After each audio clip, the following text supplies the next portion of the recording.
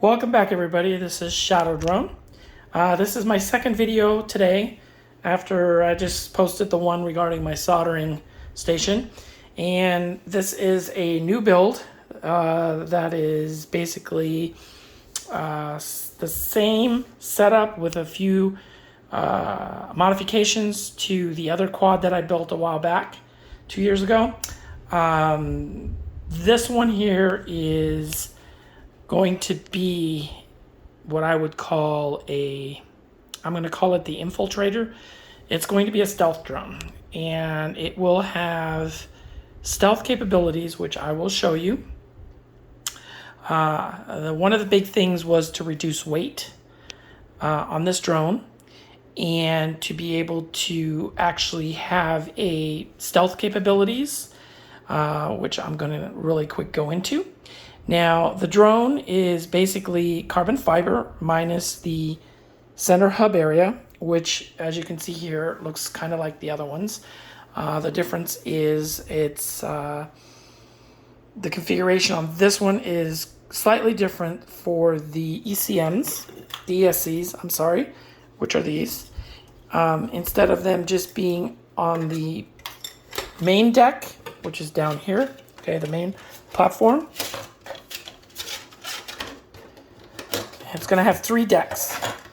You have the ESC deck, which is down here, the component deck, and the flight deck, which is basically going to house the flight controller and the GPSs. Okay. And then down here, the ECMs are going to be basically mounted in a stacked position on these brackets. Okay, they're going to be like this. And then basically that is the layout for that. And then of course my standard distribution board setup that I designed that I've been using on most of my drones, which works quite well. It basically drops underneath, and the distribution board is attached, glued to this part, and then in the back are your connectors for dual batteries. And it also has a landing gear, obviously, to protect the batteries in case something goes wrong and the drone lands itself. I kind of like the idea to be able to program the landing gear to go up and down on its own. And then we also have as you're familiar with this type of canopy, which is what I've been using on all my bigger drones because I kind of like it. The only difference is I'm not going to be using the 680 Pro canopy per se from the manufacturer because it's too heavy. It weighs, I mean, this thing is freaking heavy. Okay. I've managed to reduce the weight on this by almost 90% by basically vacuum molding my own copies of it, which you see here. Okay. And this one is identical to this.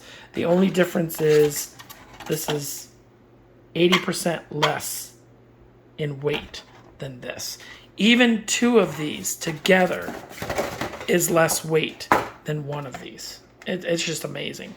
So going into details here, this specific drone is going to have an upper and lower canopy. So basically you have the upper piece, which goes on the top, and then the bottom piece, which is going to be cut and fitted.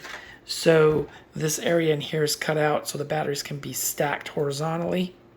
I'm sorry, vertically instead of horizontally, giving it more of a closed-in area. In my case, kind of a stealthy look. And it's going to basically run the same motors that I put on my Hex because they gave me a lot of torque. And I'm going to be running a prop design which is quite quiet compared to most. The angle of the props aren't as steep. They're going to be carbon fiber props. The way I determine whether it's stealthy or not is based on how loud they are at 50 feet and 100 feet. So in other words, if the drone is 100 feet above your head and you can't hear it, that makes a big difference. Okay. At 50 feet, if you can barely hear it at 50 feet at night, same thing. The LEDs for the marker lights are 3D printed and they're round, as you can see here. And they have the caps, which go in once you put the LED in. So it basically closes up like that. Okay. Let's see. There we go. See that? So these are going to be the marker lights, and these will attach at the ends. So you get 360-degree projection of the LEDs, which makes them really bright at night, which is kind of what you want to do. The only difference with this drone, and I'm going to go into this, is going to be it will have a stealth mode. And the way I get stealth mode is simple. It will have red lights and blue lights in the marker lights. So red is the rear, blue is the front, like all my other drones. The only difference is I'm also going to wire a second set of lights, which are IR lights, invisible, unless you see them through a camera. Okay, these are the lights, the bulbs. They're 1.2 volt, 1.3 volt, 940 nanometers wavelength, which makes them invisible to the naked eye. But if you look through them through a camera, they will be visible. Now, the drone will also have a set of 8 of these ultraviolet lights in the front for the pilot camera, and 2 facing downward for the search camera. Okay? And the way it works is the drone in standard mode, once it's powered on, will power on with full marker lights, full beacons, everything. Stealth mode, all the lights go off. So it's pretty much blacked out. And the infrared lights come on. So you'll still be able to see the drone viewing through a monitor camera on your glasses. Okay. By doing so, I'm going to be using remote switches, as you can see here. Okay. These will be set. So by flipping the switch to turn off all the lights on the drone, when the lights go off, the relay will turn the stealth lights on. So you can go back and forth. Okay. Just a feature I figured, you know what? Build a stealth drone, right? For reconnaissance, it would be great. You won't be able to see it at night. Now, obviously, if you're going to do that, you need to make damn sure you're not anywhere near a area where there's aircraft or airplanes flying, mostly out in the country, where there is no planes flying over. And like I said, you have to be smart about it. I know there's certain rules and regs, but this is just something, I figured, I want to give it a try, see if it actually works. It's more about designing it and making it and seeing if it works for me than the flying part, which is pretty much, those of you who know me, I like to build more than I like to fly. Now, I get it. I love flying. I'm not going to say I don't. But the building and the designing concept behind it is what really, excites me.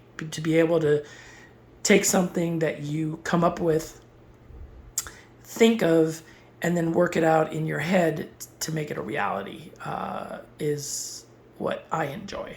And then to fly it, well, it's enjoyable. But like I said, I like building them more than flying them if I was to compare the two. So, yeah. So this will be the Infiltrator. And we'll see how it all works out. The flight controller on this currently is still up in the air. I do have a full DJI NASA version 2 setup that has everything connected to it from OSD, on-screen display, telemetry, and all the high-end features, including transmitting telemetry to a tablet, interfacing with Google Maps, or I may use the Pixhawk flight controller, which is fully equipped with all those features, able to transmit long-range telemetry to a laptop, overlaid with a Google Maps setup, so you know where the drone is at all times. And the only other difference in this unit is it will be running a 900 megahertz long-range receiver and transmitter for my QX7 radio. giving it a 10-kilometer range. Now, obviously, you shouldn't be flying your drones that far out.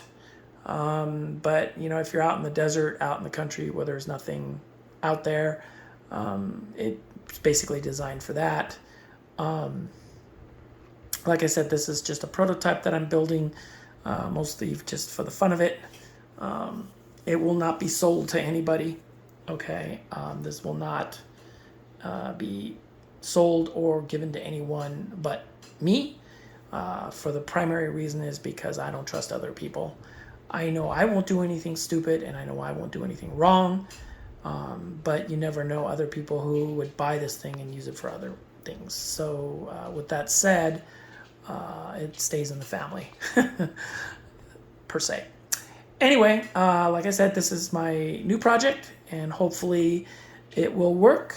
There's also another flight controller I came across on AliExpress, which is a JIYI flight controller. It's mostly used for agricultural drones. It runs about $1,300 for the whole system. Looks really nice. It has way more features than anything I've seen. It's modular, kind of like the DJI NASA setup, but it comes with forward, front, and rear anti-collision avoidance radar, giving you a 365-degree coverage, as well as ground tracking radar, which allows it to follow the ground. You set it on a mission, you set it at, say, 5 feet off the ground, and you give it waypoints, and it will literally follow the terrain and keep its altitude at 5 feet and go over bumps, over trees, over rocks, over hills without you ever having to do anything to it. Whether or not that is a reliable system, I don't know. I haven't really seen too much about it, read about anything really a lot, but it is expensive. And it is specifically designed for agricultural drones. It also comes with a flow sensor. So if you want to hook up some to spray pesticide or something like that, it's in the entire kit. But that's a little too much for me. I'm not going to be spraying any pesticides. So anywho, just a thought, something to investigate. But for now, this is going to be my new project. So wish me luck. If you're interested in more info, let me know. I'll be posting routine videos on the progress on this project, and we'll go from there. All right, take care, guys. Talk to you later. Fly safe. Stay out of trouble. Bye. Shadow Drone out.